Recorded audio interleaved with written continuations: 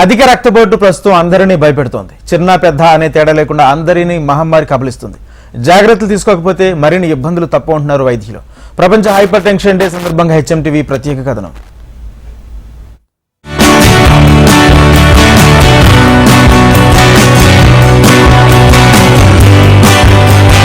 Hyper tension, దీన్నే BP అంటారు. ప్రస్తుతం దీని బారిన పడుతున్న వారి సంఖ్య రోజు రోజుకు పెరుగుతోంది. హైపర్ టెన్షన్ పై అవగాహన కల్పించడం ద్వారా పరిస్థితి తీవ్రతను ప్రజలకు అర్థమయ్యేలా తెలియచేసేందుకు ప్రపంచవ్యాప్తంగా ప్రతి సంవత్సరం మే 17ను ప్రపంచ రక్తపోటు దినోత్సవంగా జరుపుతున్నారు. ప్రజల్లో అవగాహన కల్పించడంతో పాటు జాగ్రత్తలు తీసుకునే లక్ష్యంగా ప్రచారం చేస్తున్నారు వైద్యులు. ప్రపంచ ఆరోగ్య సంస్థ కూడా దీని పట్ల అప్రమత్తంగా ఉండాలని సూచించింది.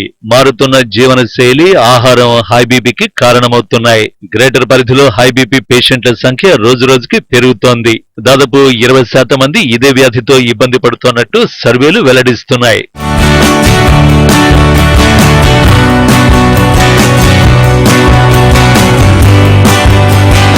అధిక రక్తపోటు పైకి ప్రమాదకరంగా కనిపించకపోయినా చాప కింద నీరులా కబళిస్తుందంటున్నారు వైద్యులు.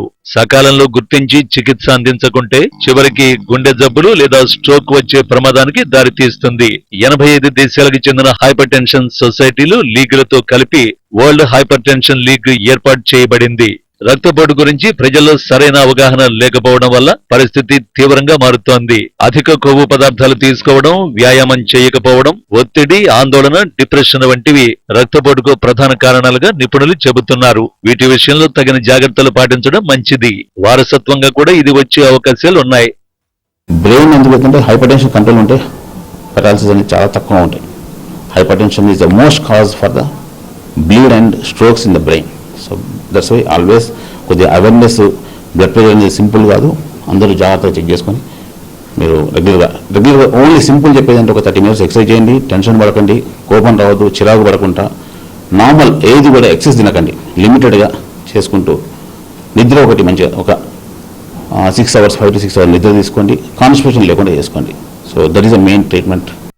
హైపర్ టెన్షన్ లక్షణాల్లో తలనొప్పి, వికారం, వాంతులు, తల తిరగడం, శ్వాస తీసుకోవడంలో ఇబ్బంది వంటివి కనిపిస్తాయి. ఈ లక్షణాలు కనిపిస్తే ఏమాత్రం నిర్లక్ష్యం చేయకుండా సత్వరం వైద్యులను సంప్రదించి చికిత్స పొందడం ఉత్తమమని నిపుణులు సూచిస్తున్నారు. అంతేకాకుండా రక్తపోటు నివారించాలంటే ఆరోగ్యకరమైన జీవన శైలి, రోజువారీ వ్యాయామాల వల్ల సమస్య దరిచేరకుండా చూసుకోవాలని డాక్టర్లు సూచిస్తున్నారు. పొటాషియం, కాల్షియం అధికంగా ఉండే ఆహారాలతో పాటు తక్కువ సోడియం ఉన్న ఆహారాన్ని తీసుకోవడం చాలా ముఖ్యమని డాక్టర్లు అంటున్నారు.